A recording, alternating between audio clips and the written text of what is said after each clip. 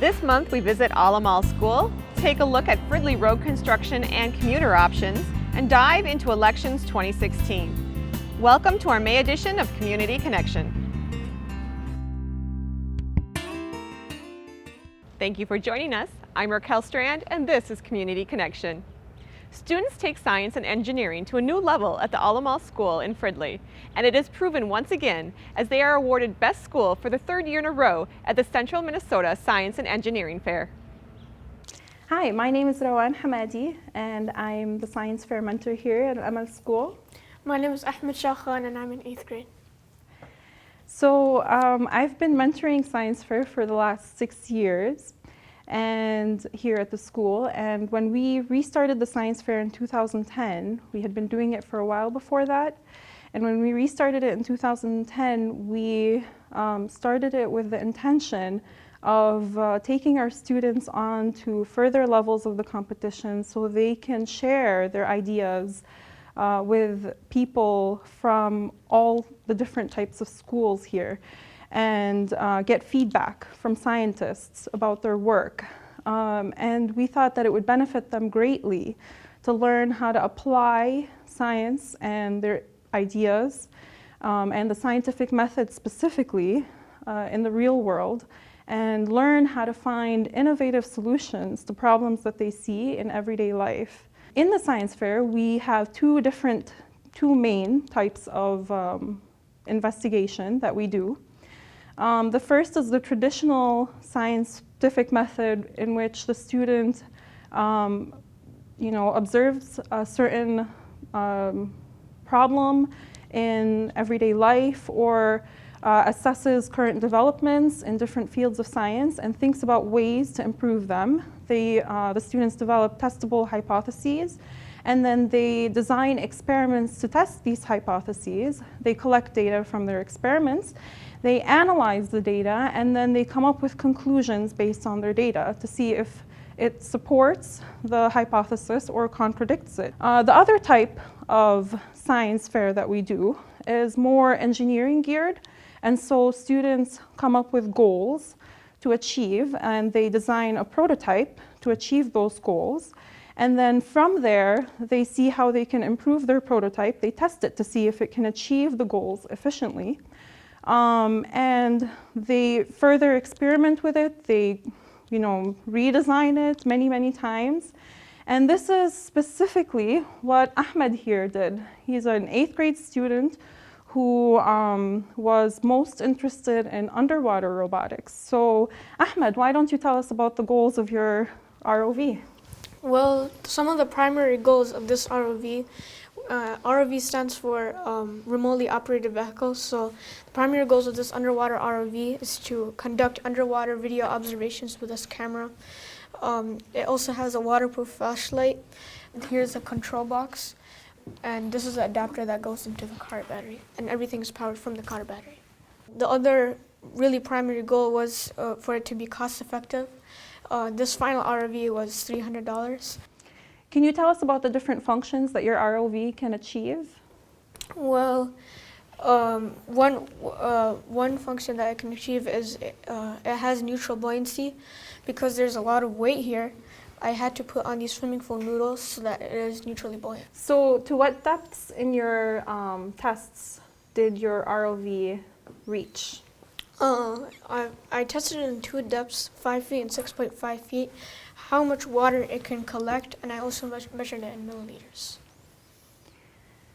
All right, well, Ahmed here, in talking about this, it's funny because he's talking about it in a few minutes when it's months of work that he's done, and this work has led Ahmed on to success in not only the school science fair, but also the Central Minnesota Regional Science Fair and the Minnesota State Science and Engineering Fair. At the Central Minnesota Regional Science Fair, Ahmed and other students have succeeded greatly from an Amal school, leading us to be the best school for the 3rd year in a row, which is wonderful because we had started in 2010, and when we started, we were looking to meet all of the standards that were set by the Society for Science and the Public, which is a nonprofit organization that regulates regional, state, and international science fair in the US. And so their standards are very high. They have set very high ethical and scientific standards for middle and high school students, which you would not normally expect to, be exposed to until you're in college.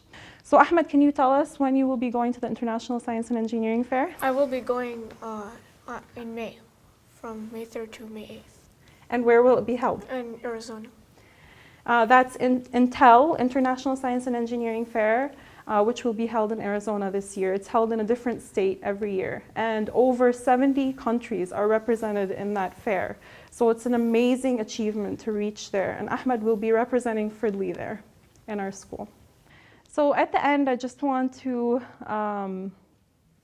thank Fridley Connection for the opportunity that they gave us to talk to you about this. And I want to congratulate my students and the other teachers and their students as well. I would like to recognize Hala Bazzi, the middle and high school science teacher, 7th through 8th, Nadia Wazwaz, the 6th grade science teacher, and Rahima Rashid, a mentor who worked with Nadia Wazwaz. I would like to congratulate all the students, 6th through 10th, who have done science fair over the years. And I wish them the best of luck and continued science research onwards. Thank you. Staff and students continued their success as they moved on to the state level. And speaking of engineering, warm weather brings on the annual Minnesota road construction season. Here's Assistant City Engineer John Lenander to tell us what to expect in Fridley. This is the 11th year of the street program, which was developed to provide maintenance to streets on a regular schedule. The street program targets areas where regular maintenance is no longer sufficient and helps reduce overall cost to the street repairs for the city. The street program uses minor rehabilitation on a regular basis to prevent roads from deteriorating to the point where total reconstruction is required. This keeps the roads in better condition over a longer period of time at a lower cost. Residents in project areas can expect impacts during construction, including restricted access during the work, road closures during paving and utility operations, periodic parking restrictions, and partial driveway replacements. In 2016, we have 3 projects. We have the Summit Manor Neighborhood Project, we have the Plymouth Neighborhood Project, and we have the Safe Routes to School Project. The Summit Manor Project is our 2015 project, and it extends from 49th Avenue to 694 and from Main Street to University Avenue. The project includes utility repairs, gas main replacement, partial water main and sanitary sewer replacement, stormwater improvement work, and paving of the entire area. The project was divided into 3 phases. Gas main work is complete, and Phase 1 utility and partial paving was completed in 2015. In 2016, the stormwater system will be installed, and Phase 2 and Phase 3 areas will be completed in early 2016. Final paving of the entire project will also be done in 2016. The Plymouth Neighborhood 2016 project is bounded from 45th Avenue to 49th Avenue and from Main Street to University Avenue. And this project includes gas main replacement, partial water main and fire hydrant replacement, reclamation, and paving of the entire project area. Currently, the contract has been awarded to the contractor, and the gas main work has been started. The contractor will begin the work in May of 2016, and with final paving completed by the end of the summer. The third project is the Safe Routes to School project, which includes work around Stevenson Elementary School, Hayes Elementary School, and the Fridley Middle School. This project was funded in conjunction with the Independent School District 14 and includes enhancements for pedestrian and cyclists near each school. The Fridley Middle School work includes enhanced lighted stop signs at the intersection of 61st Avenue and Westmore Lake Drive, bicycle enclosures and security cameras adjacent to the school, and a trail connection to the bicycle enclosure. The work at Hayes Elementary School includes driver feedback signs on Mississippi Street near the school and additional pedestrian walks at Monroe Street and 67th Avenue. The work at Stevenson Elementary School includes reconstruction of a path connecting the school with River Edge Way with signage and lighting, and construction of a shared use path from the school to the Anoka County Trail near Island Park Drive. And the contractor is expected to begin the work in May with completion by early summer. If you have any questions on these projects, feel free to contact the Fridley Engineering Department at 763-572-3552. For some of us, road construction and traffic is just too much. Fortunately, in Fridley, there are several transit options. If you travel to the Fridley area on the North Star commuter rail or are considering it for the future, a new program might help you take those extra steps into work. Here's Anoka County Commute Solutions with more. Hello, my name's Heidi Steinmetz. I'm the new TMO coordinator for Anoka County Commute Solutions. TMO stands for Transportation Management Organization. Hi, my name is Jack Forrest. I'm the Multimodal Planning Manager for the Anoka County Highway Department. And the reason that we're shooting here at the Fridley North Star Station is because we will be starting a new service in 2017 that will provide the connection between the Fridley North Star Station and the major employment concentrations here in Fridley. How we accomplish our mission at Commute Solutions is providing free services for businesses and employees and residents of Anoka County. We can go on site to the different businesses and provide commuter information, like displays, one-on-one conversations with employees about the different ways that they can get to and from work. We can help businesses create TDM plans, which are travel demand management plans, which will help employees in the long term in deciding what options are best for them to commute to and from work. We can also help employees get registered and sign up for regional carpools or van pools. So those are just some of the examples of what we can provide to businesses for free to help commuters. As you know, there's three quite large employment concentrations near the Medtronic campus in 694, up off Old Central, Medtronic and Cummins Power facilities, and even Unity Hospital. And what we've found is that there's a lot of people that may want to use the North Star commuter line, but they're not able to make that last mile connection to their workplace. So recognizing this, in 2015, we applied for a federal grant to test a new service that would provide that last mile connection. We're going to be using shuttle style buses, almost what you would find at the airport, and the shuttle buses would wait until the train arrives, and then it would bring you to your employment location. The three locations are all within about 3 miles apart, and though we haven't worked out all the details yet, we do want to have the service operate so it can get to the location, let's say Medtronic off of 694, drop the people off, and then get back to the train station to pick up another load of passengers. Lastly, I wanted to bring up an event that we are sponsoring in June, and we do sponsor events throughout the year to encourage different modes of transportation. And an upcoming event on June 9th is Anoka County Bike to Work Day. And basically, we're just encouraging commuters to ride their bicycles to work that day. And you can register online for it on our website at commutesolutions.org. So if you want additional information on this, please contact myself or Heidi. I can be reached at 763-862-4230, or you can contact Heidi. Contact me at 763-862-4260. Visit us on our website at commutesolutions.org. That's commute-solutions.org. Or we're on Facebook, Twitter, LinkedIn, or you can email me, heidi.steinmetz@co.anoka.mn.us. We are currently researching the best shuttle routes for this program. Visit fridleymn.gov/commute to take a short survey. Clearly, 2016 is a big election year, and Fridley is no exception. We have 2 council seats up for election, mayor and council member at large. Here's the Fridley election staff to tell you about council filing, voter registration, and more. Hi, I'm Deb Scogan, the city clerk for the city of Fridley, and I'm Jake Foster, city management and elections intern here at the city of Fridley. so Jake will be helping us with elections this year. and is also learning about elections at this time. So we're going to kind of have a question and answer about some of the important things about elections for the spring.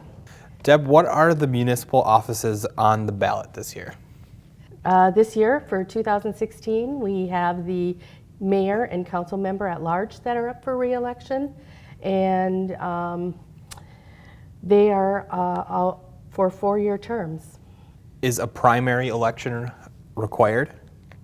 Not always. A primary is not required, but if more than 2 candidates file for one office, then we do have to have a primary in August so that they can run off, and the top 2 vote getters then go on to the general election in November.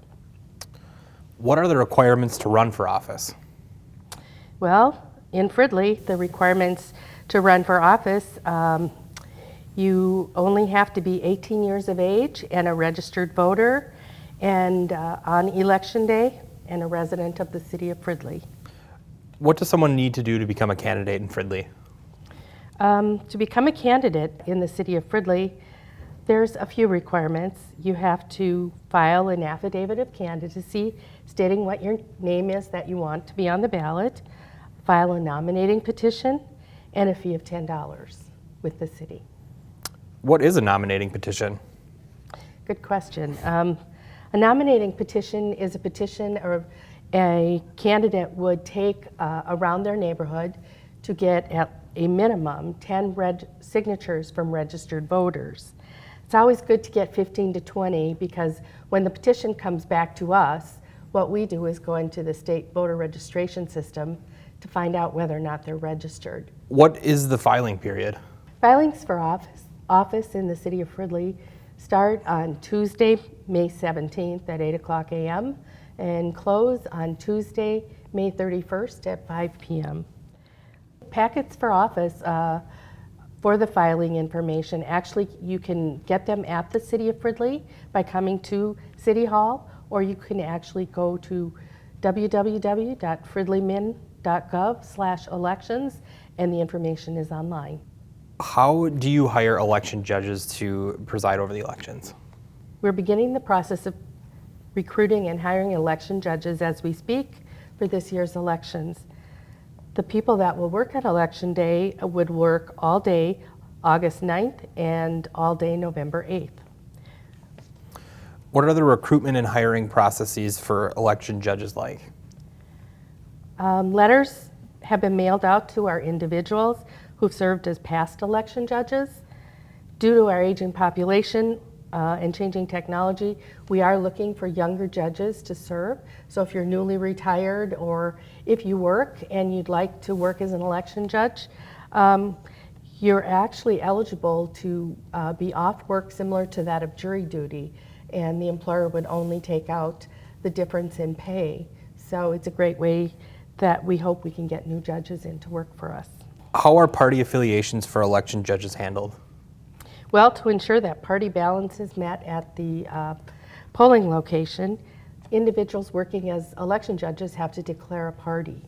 And the reason for that is once a person has voted and cast their ballot, you need to have people of each party together doing something anytime you touch a voted ballot. So that's the reason for the party balance.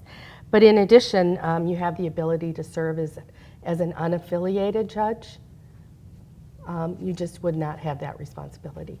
Okay. What are the obligations for election judges? Well, this year we're asking people to work all day. Our day begins at 6 a.m. in the morning and ends at about 9 or 10 p.m. For those working, they'll also attend a 2-hour training session, and they need to be able to speak English, be a registered voter, and make sure that they're not representing somebody that's on the ballot. So who can vote in the primary or general election? Well, in order to vote in the primary or general election, you need to be a registered voter or an eligible voter. What is the difference between an eligible voter and a registered voter? A registered voter is an individual that's already registered in the statewide voter registration system and may or may not have voted. An eligible voter is an individual that is 18 years of age on election day, a U.S. citizen, a resident of Minnesota for 20 days, has finished all parts of any felony sentence, including probation, and has received a letter. An individual who is under guardianship, whose legal rights have not been taken away. And the only time you can't vote is if the court has declared you incompetent. Are there registration deadlines to become a registered voter? There is a deadline to pre-register to get your name on the roster book that is in the polling place that you sign in on election day. That's 20 days before the election. Otherwise, if you come in on election day and you aren't registered, make sure to bring in your photo ID along with the required other paperwork that you may have to have, and you can register on election day. Now that information can be found on our website, or you can find it on the state website as well.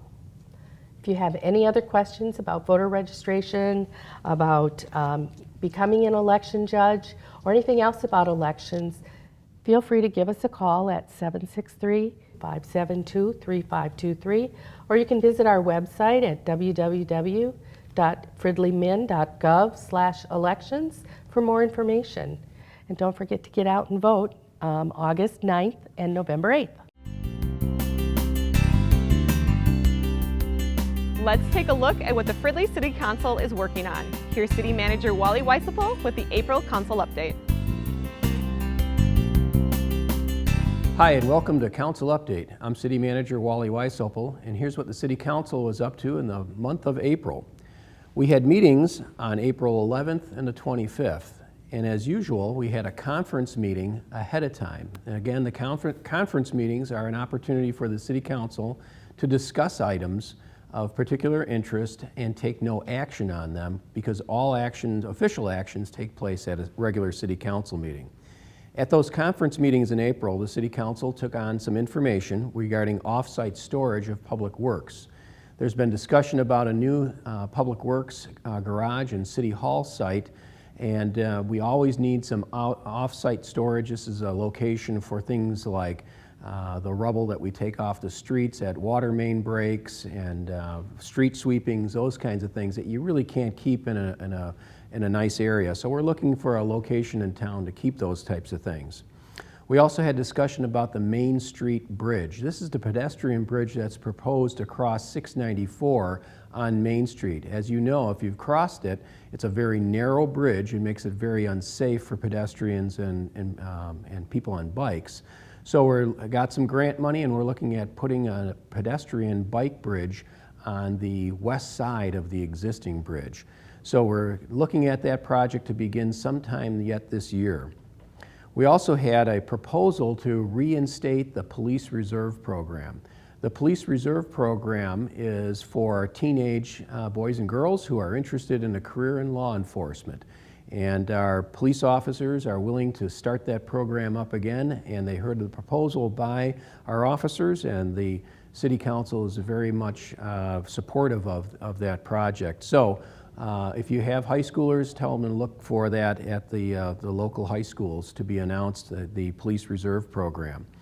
We also had an update on our general obligation water revenue bonds. Water revenue bonds are bonds. They provide us financing for improvements that we need to do to our water mains and water tank storage places. These are projects that are planned. They've been in the planning for several years, and our rates for the water pay for those bonds. So the City Council got an update on the costs of those bonds. We also had a proposal, or actually just discussion, regarding organics recycling collection. Organics are the food waste and the waste paper that comes out of the waste stream from your homes, and there's a lot of initiative right now to reduce that. It makes up a significant portion of the waste stream, and the state of Minnesota and Anoka County are both encouraging cities to take on such programs. Kay Qualley, our environmental planner, provided some information to the City Council. The City Council did not take any action on that item.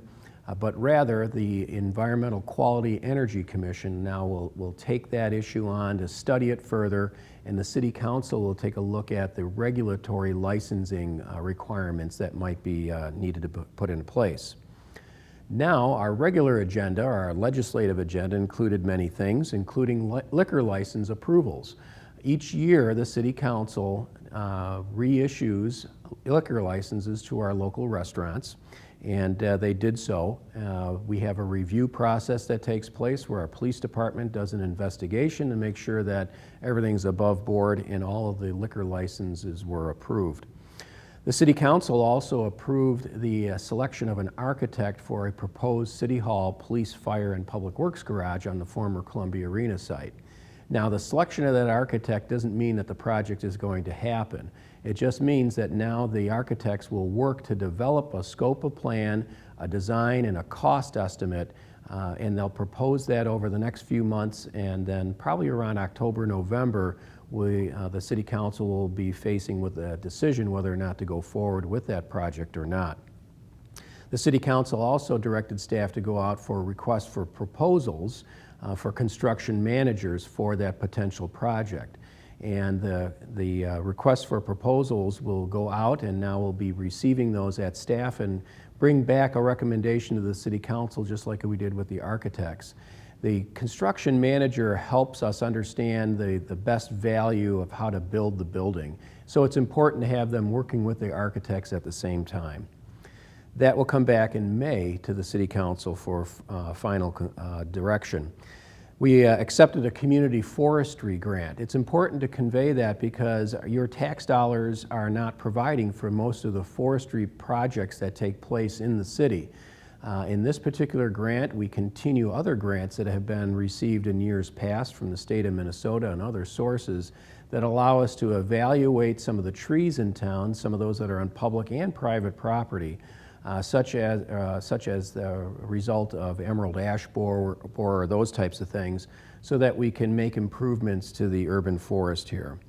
We had a petition from the residents of Lucia Lane, which is just north of Mississippi and east of Highway 65, for those of you not familiar. And that particular property, those particular properties, were experiencing some additional traffic problems on that street. So they're going to, the City Council directed the staff to take a look at that and meet with the neighbors to see what might be able to be done. Then we had an environmental assessment worksheet, which was put on the agenda for the former Columbia Arena site. Anytime that we have a major redevelopment in town of this size, where we're going to be building some buildings, we want to make sure that the systems, the water, sewer, streets, highways, and such, are going to be able to accept the added traffic, the added housing units, and those kinds of things. So within the next month, the public will have the opportunity to come in and review some of those reports. And then finally, the Springbrook Nature Center was directed by the City Council to move forward with the first steps of Phase 2. As you're aware, the new building is currently under construction and it'll be ready to be reopened this summer, but then the related landscaping improvements need to be worked on. So what the Springbrook Foundation did was pledge the monies to provide for that first step of the Phase 2. So that was the update for the City Council for April. Thanks for tuning in, and we look forward to seeing you or hearing from you in May. Be sure to save the date for Fridley 49er Days, June 16th through the 18th. Also, the Minnesota Mobile Pet Clinic returns to the Fridley Public Works Garage on Saturday, May 23rd. And our annual National Trails Day celebration and family bike ride takes place on June 4th at Riverfront Park. For details on these and other events in Fridley, connect with us online at fridleymn.gov or follow us on Facebook or Twitter. That's all for this edition of Community Connection. I'm Raquel Strand. Thank you for watching.